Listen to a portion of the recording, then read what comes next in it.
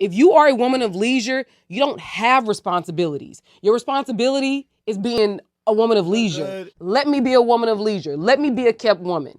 That is a reward. 3 types of women that qualify to be a lady of leisure. And if you don't fall into those categories as a woman, stop listening to that woman that ate at the table, because you do not qualify to be a lady of leisure.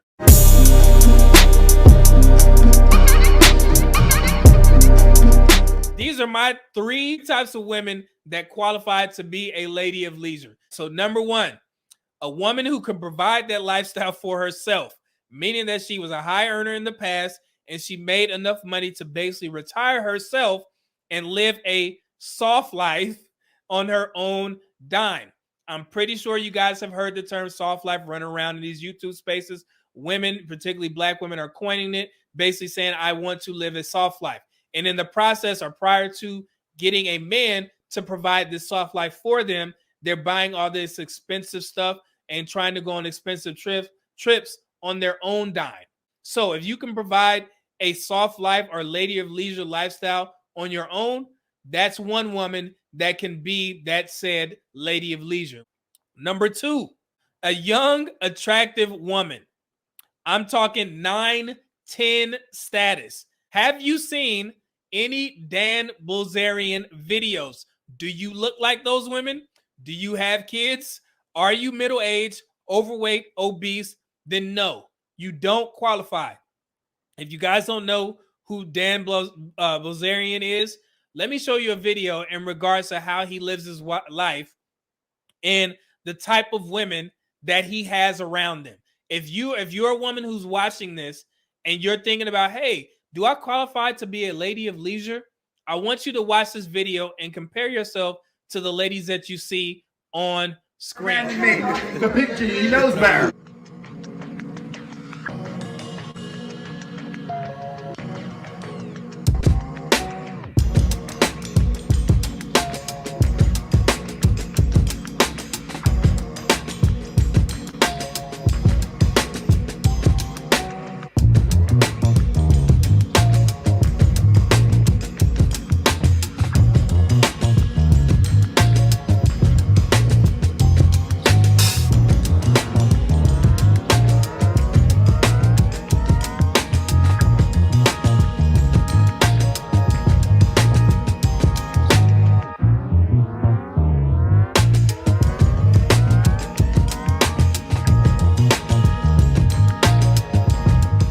Ladies, did you see that video? Did you see the caliber of women that were around him? Do you think those women have jobs? No. Those are ladies of leisure, because what? They are 9s and 10s. They are in shape. I'm pretty sure they don't have children. So they qualify to be a lady of leisure. If that's not you, stop listening to that woman on 8 at the table, because it don't apply. Let's stop that shit right now. That's number 2. Number 3, a woman who got married while young. Both her and her husband was broke, and he ends up becoming rich. After the kids are off to college and out of the house, he now retires his wife, and she is now a lady of leisure because the work is done. The work meaning the kids are off to college. She's basically an empty nester. The husband is doing his CEO thing. He's making millions of dollars. Now she can be a lady of leisure. But that, you have to build that. That just doesn't come for a woman who decides she wants to be a lady of leisure at the age 35, overweight, and you have multiple children. No, this happens once you graduate college, you find your husband, you guys marry while you're both broke. Kevin Samuels calls it the IKEA marriage. Whitney and S were high school and college sweethearts. They would have actually dated through high school and college, the most prime years when they chose not to date anybody else, and they would have gotten married after graduation and moved into an apartment together, both starting their entry-level careers in their one-room apartment in a big city somewhere, and they would have went out to IKEA and bought some nice-looking cheap furniture. And they would build themselves up together, growing up together, and then have a child probably 2 years into the marriage.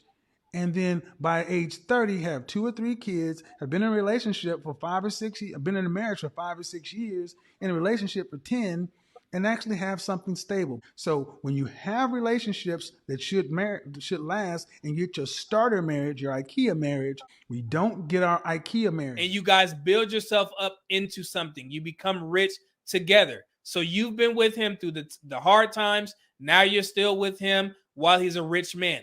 Now you can qualify to be a lady of leisure after the kids are off to college and he makes enough money to where he can retire you. Those are the only 3 types of women that qualify to be a lady of leisure, in my opinion.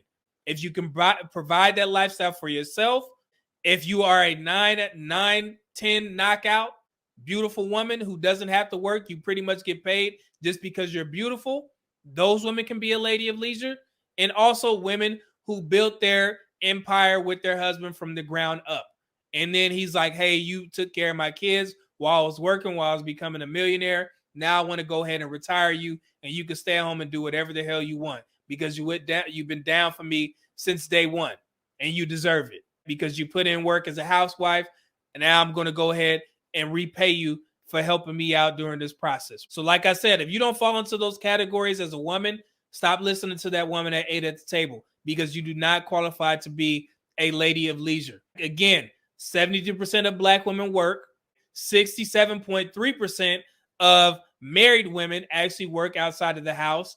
So like I said, if that's not you and you don't fit in these categories, then you need to make sure that you are content with working because that's what you're going to do and you're going to continue to do it. This is not to bash. It's just to put out the facts and the statistics. Like I said, go visit Dan Blazarian's page and you look at the caliber of women that he has around him. Those women don't work because they're beautiful. And that's one of the pretty privileges that those women get at that age, at that young, hot, attractive age. If that's not you, then get off 8 at the Tables page and stop thinking that you qualify to be a lady of leisure. It's that simple.